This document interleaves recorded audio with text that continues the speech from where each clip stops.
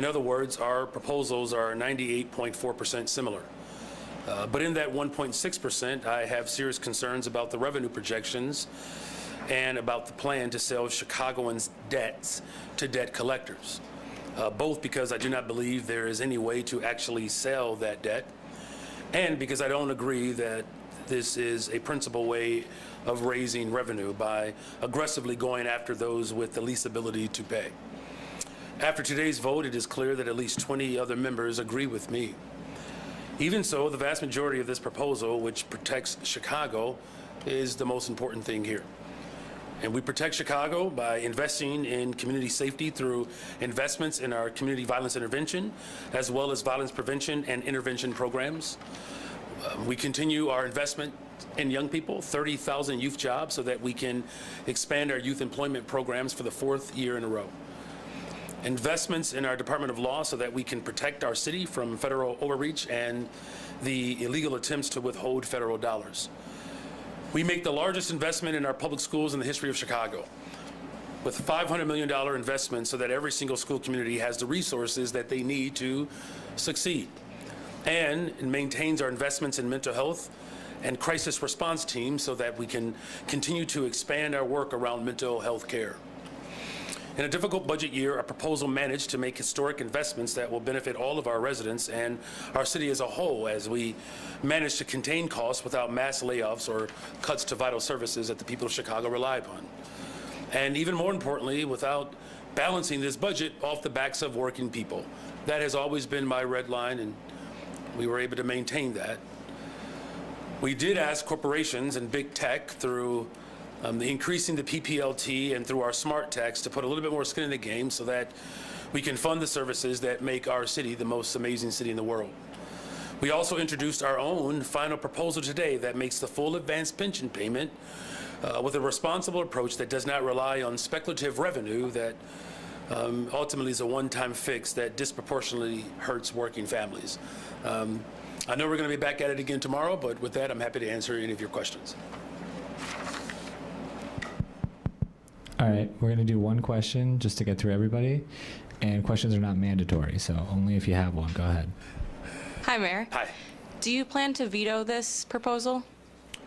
Well, look, I've expressed my concerns about, how this budget that ultimately went forward today with the 29 members who supported it, that state law requires us to pass a balanced budget.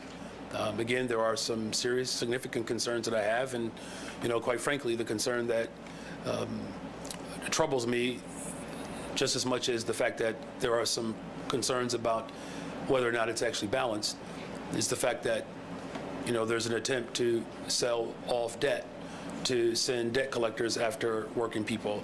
Again, I don't believe this is a principled approach towards how we balance our budget. And it's something, of course, that I will have to weigh as we, move forward. But look, the negotiations are still prevalent. This process is not over just yet. And again, members of the City Council will have more time to look at a proposal that essentially not only secures the investments that we've always said we need to secure, but we put forth revenue based upon ideas that we received from the council members to ultimately allow us to pay our full pension, advanced pension payment. So we do that without going after working people or putting poor people in a position where debt collectors would aggressively, quite frankly, harass them. Just a quick follow-up on your proposal. When would you want to see a vote on the proposal that you introduced today? And do you consider that a compromise plan? And if so, can you kind of talk about how this is a compromise plan? Well, it most certainly is a compromise plan. As I indicated, some of the ideas that we have put forward in our updated proposal we received those ideas from other members of City Council. So that's how compromises work, and that's what I've said from the very beginning, that I'm going to continue to fight and protect working people, fight for and protect working people, and having ideas that I could work with that ultimately allow us to do that. That's why we put forth those considerations. As far as again, when this process could happen. We are still in conversations with all of our alders to continue to make space, because there is time to have the council review the updated proposal. Because look, there were a number of members who were in support of us challenging corporations to put more skin in the game, but they were concerned about paying the full advance pension payment. Now we have a package that allows us to do that without, sticking it to working people. Hi, Mayor. Kind of those same people you were just referencing, they've been saying that for weeks, right? That they could potentially support the head tax, but they wanted that full advance. Why wait until the morning of a final, or at least final vote on the revenue to show that you're willing to do that and introduce it? Well, look, those ideas we had been contemplating for some time, and our team needed the ability to run through those numbers. And there was always, intentions of putting that plan forward. In fact, this conversation did not begin this morning. There are members of the city council who knew what our intentions were and decided to move ahead anyways. And I can't speak to their motivation, but what I can speak to is that this budget is based on speculations that I have serious concerns about, and a number of members of city council have those concerns as well. And furthermore, there's an opportunity to actually, move forward collectively with this compromised approach without, again, going after working people and poor people. I guess on that amendment, are you, depending on how they receive that in the coming hours, next few days, does that weigh into your decision on to veto, or is that something you're comfortable essentially letting go into next year before it could potentially be approved? It's got to go through rules and all that. Yeah, look, and thank you for elevating that. There are a number of steps that still have to be taken. We're looking at all of it, and I put forth a path that gets us to the result that all of us were working towards, without, again, relying upon speculative and unsubstantiated assumptions, and particularly relying upon an approach towards going after revenue that I don't believe is morally right, quite frankly. Mayor, there are only a handful of days left in the year before this budget needs to finally pass. What's a deadline? What's a reasonable deadline? What's the deadline you're using to make a decision on a veto that would add time to this process? Look, I would like to be able to give the working people of this city the best Christmas gift that we can possibly give them. And that's the gift of not balancing this budget off of speculation, and further, not balancing this budget off of practice that, again, I don't believe is solid in terms of our principles. Look, there are people right now who are struggling every day to make the ends meet. And, the people who have the least ability to pay and who have been suffering through a great deal of turmoil because all of the cuts that are coming from the federal government.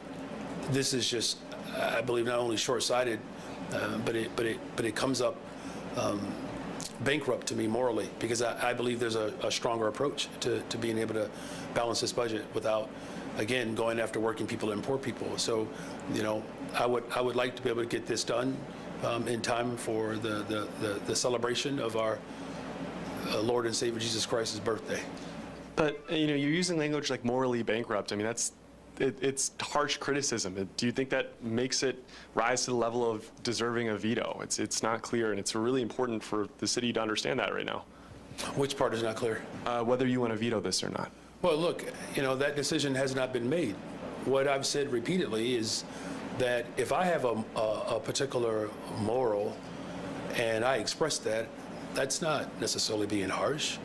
We do have some fundamental disagreements here, but I've made that clear from the very beginning that I don't believe that this is a principle that should be applied in a moment in which so many families are suffering, right? Is it, morally reprehensible to know that the federal government is cutting services from people? Yes, it is. Just like I believe that seeking, have you ever had a debt collector call you and harass you over and over again? Do you know what that feels like? So then I don't know if it's fair to characterize my critique of something as harsh if you never experienced the type of brutality that comes with being poor. I believe it was James Baldwin that said that, unless you've been poor, you wouldn't know how expensive it is. Mayor, we're seeing aldermen, even on the left, who are. Mike loud? I can move it. No, that's not you. That's not you are projecting. Okay. That's a good thing. Okay, cool. Okay, they got you in the back. We're seeing aldermen, even on the left, not quite won over yet by the moral urgency of your, tax the rich pleas, and instead argue about the fiscal responsibility angle. What do you make of that concern winning out with them? Is that progressive? Who's morally on the left that you're describing? Which ones are you talking about? Just some members on the Progressive Caucus are prioritizing the advanced pension and the borrowing over, the head tax. No, they're not. There are members who support the head tax. The Progressive Caucus members. In fact, I believe all of the Progressive Caucus members support the corporate head tax. But they wouldn't vote for a budget with that head tax if it didn't have their requirements for the pension and the borrowing. So that's what I mean by that's their priority. Which is their priority, the corporate head tax or? Having the advanced pension and not having the borrowing plan. Oh, okay, well, people did vote for, first of all, this budget, 98% of it is essentially the same. So here's what we're talking about. We're talking about we're either going to fund it with, challenging these corporations, these big corporations to put more skin in the game, or you're going to, use practices that I do believe are incredibly harsh.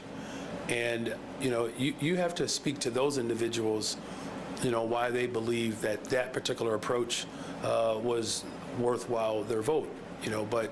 And again, our position is very clear. The vast majority of the people in the city of Chicago agree with me, right? In fact, just for fun, if you wish, Mitt Romney has an article in the New York Times today, and Mitt Romney also agrees with me. He literally says that wealthy people like him should be taxed more, and that includes large corporations. So there's no disagreement there, but, again, we have a proposal that's in front of people now where they get a chance to not only opine on those measures, but they actually get a chance to go through the democratic process. And I believe that we should continue to have these conversations so that those individuals who you might be referring to could have more opportunities to engage. And my colleague Talia does want to ask about my colleague Talia wants to ask about the Trump administration vetoing your CTA safety plan and threatening to withhold $50 million in federal funds. Yeah, look, the plan that was put forward by CTA is sound. It's a comprehensive plan that includes police officers, prevention efforts, wraparound services, technology. Using essentially the same comprehensive approach that we have used to drive violence down in the city of Chicago. That's led to nearly 30% reduction in homicides, 35% reduction in robberies. So that comprehensive plan that we put forward, is one that I believe is sound. And I do support what they put forward. So at this point, it seems like what the Trump administration is doing is what they've always done. They just sort of arbitrarily make up elements and things that don't necessarily speak to something that's ground and solid. Good afternoon. Good afternoon. In the It Takes Two to Tango department, you habitually place blame on every tug of war between yourself and the White House, squarely on President Trump. When will you take accountability for your part in the counterproductiveness, since the buck passing has reached the point, even for people who don't care for Trump, as kid stuff old? I feel like your question was a riddle. It's really not a riddle. You said it takes two to tango. Every time, like the Broadview situation, that's on But Trump. listen, I don't represent Broadview. I want to understand your question, so if you could just try to just disentangle it for me. Are you saying that what am I doing to make sure that the city of Chicago is measuring up to the expectations that I have of myself as mayor? I always hold myself accountable, right? And it doesn't give the federal government the authority to behave unconstitutionally. This is not about what my response is. This is about the failure of the Trump administration that has used arbitrary standards to ultimately move his political agenda, right? And so, look, we're going to continue to make investments in the people of Chicago, but I put forth $500 million towards Chicago Public Schools, and President Trump is defunding schools across this country. He needs to be held accountable. Okay, so still more buck passing. Well, anyway, now that Broadview Village President Katrina Thompson has declared in the editorial that she's not going to abide any route his protesting that you and the governor stirred up to make her predominantly black village collateral damage over the ICE facility, when will you admonish Broadview protesters from rocking a near Tulsa program there? And we've heard over and over that's not me, that's Trump, and the platitudes about what a great leader she is, but nothing about the behavior of these riotous protesters that she's even called out. I've always said that I believe in the First Amendment and people's right to be able to peacefully assemble. And if people work outside of the structure of the First Amendment, they should be held accountable. You know, peacefully assembling to be able to make your point clear to the government is a fundamental right to our democracy. In fact, this room doesn't exist if we don't have that fundamental right in place. And when people act outside of those parameters, they should be held accountable. Good afternoon, Mayor. I found a sweater in my closet for you. Well done. In this compromise proposal that you introduced today, it scraps the video gambling terminal legalization, instead calls for a casino at Midway Airport. What would that look like, and why is that a better option for Chicagoans at this point? Well, look, one of the things that we know as our airports continue to become increasingly busier, which is a testament to our growing, vibrant economy, that here is an opportunity to create more spaces for individuals who engage in gambling to be able to do that, particularly as our airports again become increasingly more busier. As far as the structure there, I mean, those are elements that we would obviously still have to work out and work through. And one of the things that I thought was useful in this particular iteration of what was proposed is that it doesn't disrupt what's happening at other spaces, particularly as Bally's looks to come online. So that's it would be an ongoing conversation, and it's a relevant opportunity for us to generate revenue in a space that is becoming increasingly busier. Is there a concern about having slot machines, music machines at every corner bar? I mean, I do believe that we should have some level of decorum, right? Particularly to ensure that, to the point that you're raising, that we don't overly saturate these spaces. But that's something that can continue to be worked out in the rules-making process, and of course, as we establish some parameters of what is best as it relates to this particular form of gambling.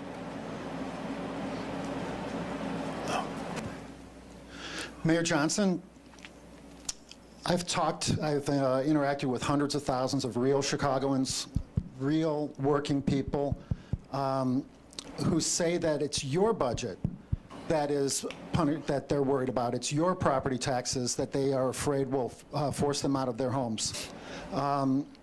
They resent their hard-earned tax dollars going to pay for safaris, for example, for CTU members. They resent that. Balloon rides, multi-million-dollar vacations around the world. There are obviously business leaders. Right. Yeah. Well, the business leaders, they want me to ask this question.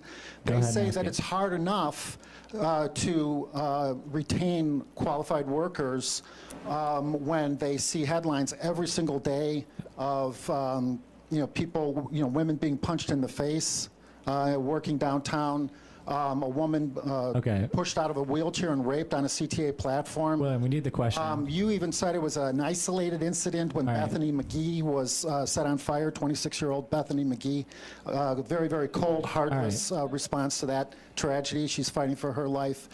And of course, real Chicagoans still resent the fact that you don't pay your own water bill, your own bills, water bill.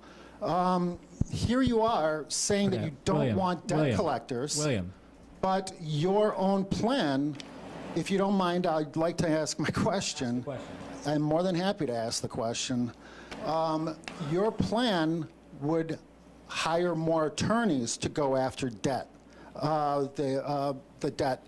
So the question is, how would your attorneys determine whose debt to go after? By race, by zip code? And this just looks like probably another discrimination lawsuit that will be filed against the city if your plan is actually goes through. Well, look, we've always said that, that people who have the ability to pay their debt should do it. And what our plan does... Do you not have the ability to pay your water bill? And so as your question is related to the budget that I proposed, is that the way we will determine how the city captures that debt is based upon the people who have the ability to pay. Quite frankly, there are a number of individuals who don't live in the city of Chicago that have accumulated debt over the years. As you may know, the city as a whole, going back almost 30 years, is roughly $8 billion of debt that has not been collected. So we put forth a strategy to make sure that we have people in place within the various departments to be able to, contact those individuals that have the ability to pay these debts and ensure that they set up a well-situated opportunity to do just that. Thank you for that question. Hi, Mayor. Hi. My question is, so WGN did analysis that all, well, if not most, of the orders of this alternate block were paid by Michael Sachs. I wanted to know what you make of that in relation to the vote on this alternate budget. Well, look, I have not, seen, that report. I'm certainly aware of the contributions that this individual has made to multiple people, and, look, there's no secret that I believe that the wealthiest individuals in this country have a heavy hand in how our politics are carried out and how those dollars influence decisions that decision makers make in government. It's no secret, right? And again, this is not a new phenomenon. I've quoted Justice Brandeis multiple times. You could have a democracy or wealth in the hands of a concentrated few, but you cannot have both. And what we have seen over and over and over again is that the wealthiest have attempted to not just rule, but to dominate. And that's not sustainable for our democracy. And I think, at a particular junction in our nation's history where the wealth gap continues to grow, where a corporate CEO makes 200 times the amount of the average employee, that's just not a sustainable economy at a time in which affordability is front and center for most Americans. That's why I'm working hard to invest in people in this city to build the safest, most affordable big city in America, with cuts to SNAP, cuts to education, cuts to transportation, cuts to housing, cuts to good paying jobs. It's why this budget was clear when I presented it, to ultimately protect working people and the heavy hand that the ultra rich have in our society right now. I do believe that it is a threat to our democracy. Hi, Mayor. Hi. 2 votes now suggest that you've lost the argument for asking corporations to put more skin in the game through a head tax. When is it time to accept 98.4% of your budget as a win and just move on? Well, look, 80% of the people of Chicago agree that the corporations who receive the largest tax break in the history of America should put more skin in the game. That fight is not over. Right? You know how many times people fought for civil rights, women's rights, the rights to vote? wouldn't that have been a shame if we would have had that same question for people a generation ago, that you've lost it, why not just give up? For the people of this city, I will never give up the fight for working people. That fight will never be over, not until there's equity and justice for every single Chicagoan in this city. Okay, if I could just follow up with that just for a second, Mayor, if you don't mind. So that suggests that you've got a veto pen ready to go for this, or is there do you have some play before tomorrow's vote when the budget side of stuff comes up? So I'm not playing games. No, I didn't mean playing games, but, okay. but do you have a card to play, if you will, that would prevent the vote that theoretically could happen as soon as tomorrow on this full budget? Again, this is not about, playing a card game or any of the sort. I mean, what I've said repeatedly is that there is an opportunity to continue to build on this work to build compromise, right? I've never said that the corporate head tax is the end-all be-all, right? To the point that I believe that you've already expressed that there are, significant revenue drivers in this budget for corporations to put more skin in the game. That's because we fought for it. It's not because someone just decided to willingly to submit to those ideas. So the personal property lease tax, the smart tax for social media, and these are gains that, had we not put forth this fight, it would not exist.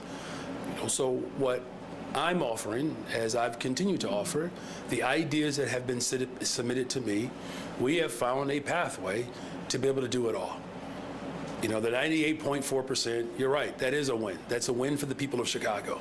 But I'm not sitting here patting myself on the back, particularly because there's still $90 million out there that there are a number of city council members that for whatever reason, that they're comfortable with a speculative approach that, quite frankly, undermines the authority that has been granted to us by the Constitution to pass a balanced budget. So that's what this is about. This is not about, my commitment with the people of Chicago to this particular form of revenue. It's about making sure that our budget is balanced and that we have a better way to do it without going after the most vulnerable people in our society. Take two. How you doing? Well, it takes two, according to one particular reporter. That's right. I get it. I appreciate the Motown fan in me appreciates that, Mayor Johnson. A tangentially budget-related question. The group representing online sports wagering websites has sent a letter to your team raising concerns about the plan to impose new regulations and new fees and suggesting that they will stop taking wagers from bettors in Chicago on January 1 if they don't either A, get some clarity about regulations, or B, get an agreement to pause their enforcement for 6 months. If you had an opportunity to take a look at that, they say they've been talking to your office. Where are those conversations now? Thank you for that question. We have been in conversations with this entity or industry. Jung, you want to add more to that? Thank you, Mayor. Yes, we've been in conversation with the industry groups. It seems like they were initially confused about the licensing framework that already exists today for sports wagering, and so they would be able to and are invited to apply for the existing license framework. Good afternoon. Good afternoon. We already know how do you feel about the budget, but if tomorrow the city council approve this budget, what are you going to do? Are you going to sign it, or are you going to veto? I know that you have said multiple times how do you feel about it, but I would like to know what are you going to do? Yeah, I haven't made that decision yet. All right, you all. Be well. See you tomorrow.